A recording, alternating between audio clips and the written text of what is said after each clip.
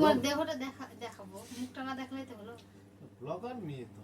আমি কি বলছি, তোমার মুখটা দেখাবো না, দেহটা তো দেখালে হলো। ওরকম করে কি কাটা যায় বলে দেখি। ভিডিওর সাথে তোমাকে নিয়েই না, না না তবে না, তুমি স্যার ম্যাচড হয়ে যাবে ভিডিওটা। নমস্কার সবাইকে, আবার একটা ভিডিও নিয়ে চলে আসলাম। তো তোমরা সবাই কেমন আছো? আমি ভালো আছি। এই মাত্র আমি কাজ সেরে স্নান করলাম, স্নান করে একটু মুখে ক্রিম মাখছি। তো দেখো, আলমারিতে এমনভাবে মানে কি ড্রেসিং টেবিলে জিনিস রেখেছে আমার মেয়ে, ও খেলছিল। তো একটা জিনিস যেন এলোমেলো না হয়, তো সেই জন্য আমি সিঁদুরের কৌটোটা বের করলাম, করে আবার সেই জিনিসগুলো এলোমেলো হয়ে আছে ঠিক করলাম, না হলে আবার আমাকে বকে বকে শেষ করে দেবে, যেন শাশুড়ির মতো বকবে আমাকে, তখন শাসন করবে। তো যাই হোক, আমার সব কাজ কমপ্লিট হয়ে স্নান করে একটু ঠাকুরকে প্রণাম করলাম, তারপর আসবো মেন অধ্যায়ে। তো আমার রান্না হয়ে গেছে, তো একজনকে আমি ডাকতে যাচ্ছি যে কখন খাবে, তো সে এখন মোবাইল দেখানেই ব্যস্ত, তার খাওয়ার এখনও টাইম হয়নি। তো আমি কী করবো, মেয়ের সঙ্গে একটু এদিক ওদিক করছি।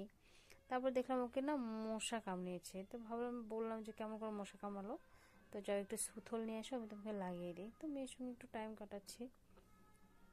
টাইম কাটানোর কিছু নাই, কারণ ও তো সবসময় আমাদের সঙ্গেই থাকে। তো ওকে সুথল লাগিয়ে দিচ্ছি। তো আর একজন শুয়ে শুয়ে মোবাইল দেখছে, খিদে পেয়েছে, তো কখন খাবে কে জানি না। তো বসে আছে, ওই জন্য ভাবছি কখন হবে, সেই জন্য বসেই আছি।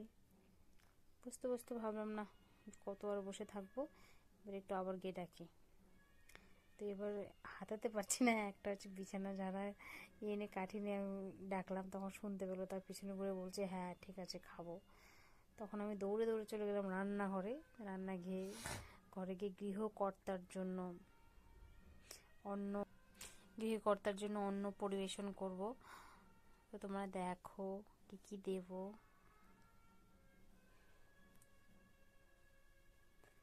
তো ভাতটা আমি সবার লাস্টে করেছি, যাতে গরম থাকে, কারণ গরম ভাত খেতে বেশি ভালোবাসে, মানে খেতে পারে, ঠান্ডা হয়ে গেলে সেরকম খেতে পারে না, সেজন্য ভাতটা আমি করে, ভাতটা খুব গরম আছে, তো সঙ্গে সঙ্গে ভাতে পেরে দিচ্ছি।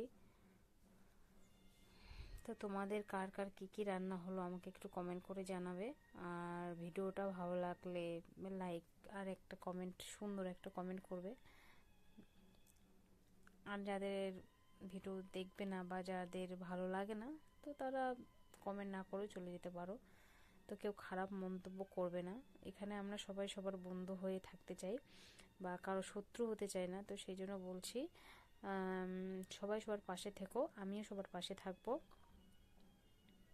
ফেসবুকটা সবার জন্য, কারো মানে একার না যে সে কাজ করবে সে কাজ করবে না, এখানে হিংসে করলে কোনো কিছুই হবে না, এখানে সবার সঙ্গে মিলেমিশেই কাজ করতে হবে। তো আমিও চাই সবার সঙ্গে মিলেমিশে কাজ করতে, যতটা পারি সবাইকে সাপোর্ট করি বা হচ্ছে ফলো করি। কিন্তু কি হয়, যে উইকলি চ্যালেঞ্জ আছে 50টা করে দেয়, তো সেটা আমি দিনে এত বন্ধুদের হচ্ছে ফলো করি, কিন্তু পরবর্তীতে কি হয়, ফলো ব্যাক আসে না।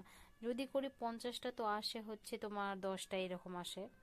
তো তাই ভাবি যে মানুষকে বিশ্বাস করে ফলো করিতেছে, তারা ফলো করে না, আবার লেখে যে 100% ফলো টু ফলো ব্যাক করব, বিশ্বাস করে ফলো দেন, ফলো ব্যাক করব।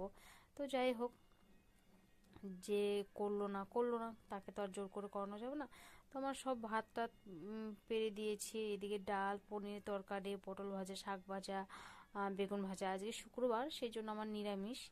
তো প্রত্যেক শুক্রবার করে আমরা নিরামিষ খাই, তো সেই জন্য নিরামিষই রান্না হয়েছে আজকে। তো আমার সব হয়ে গেছে, এবার মেয়ে আর ওর জন্য ভাত নিয়ে যাব এখন।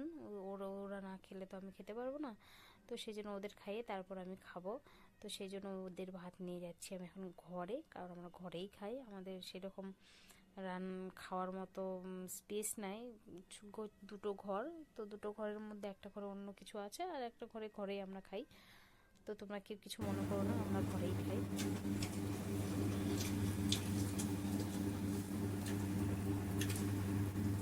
তোমার দেহটা দেখাবো, মুখটা না দেখালেই তো হলো। ব্লগার মেয়ে তো। আমি কি বলছি, তোমার মুখটা দেখাবো না, দেখো তো দেখালে হলো। ওরকম করে কি কাটা যায় বলে দেখি। ভিডিওর সাথে তোমাকে নিয়েই নয়। না না বাগিচায় বাগিচায় তো ওর খাওয়া হয়ে গেছে, তো একদম থালা একদম পরিষ্কার করে খেয়েছে, নিশ্চয়ই রান্নাটা হয়তো ভালো হয়েছে। তো ওর থালাতেই আমি খাবো, তো সেই জন্য যে ভাতটা নিচ্ছি। তো আমার মেয়ে কি বলছে শোনো, মানে বুড়ির মতো কথা বলছে যে এঁঠো থালে আমি নাকি খাচ্ছি। তো এটা তো আমাদের স্বামীর এঁঠো তো স্ত্রীরা খাই, আর এখন তো আরো বেশি, এখন তো এসব কেউ মানেই না। এখন আমার বড় পুরি এটা আমাকে মামা দিল। একটু আমার দিকে তাকাও, তাকাও না। পাপা এটা ছাড়া দেখাচ্ছে মাম্মা, মানে কেউ খায় না এটা ছাড়াতে। আমাকে বললাম কারণ এটু ছাড়াতে কেউ খায় না। শুনলোই না কথা, কি বলবো।